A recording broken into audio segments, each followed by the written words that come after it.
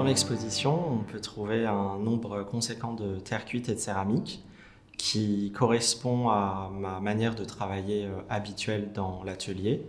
Mais il y a aussi une grande nouveauté qui est une série de polaroïds photographiques.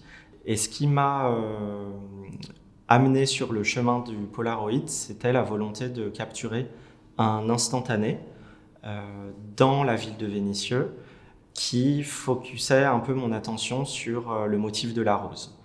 Et la vidéo, c'est un petit peu la même démarche en intégrant des personnages.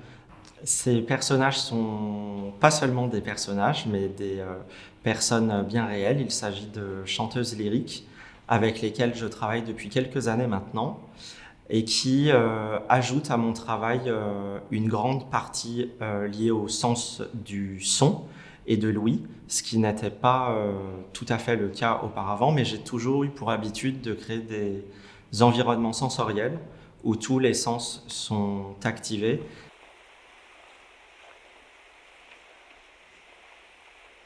Il y a aussi un parfum qui est présent dans l'exposition qu'on peut sentir. C'est un parfum que j'ai réalisé sur mesure avec la parfumeur Camille Chemardin. Et l'idée, c'était de créer un parfum qui puisse nous faire penser à l'odeur d'une rose de cimetière. Ce qui accueille les visiteurs de l'exposition, ce sont les 3 sculptures qui sont des sculptures en terre cuite, inspirées d'urnes funéraires, mais aussi de flacons de parfum. La question de l'éphémère et de la disparition est assez importante dans mon travail, au même titre que l'ambivalence entre la présence et l'absence.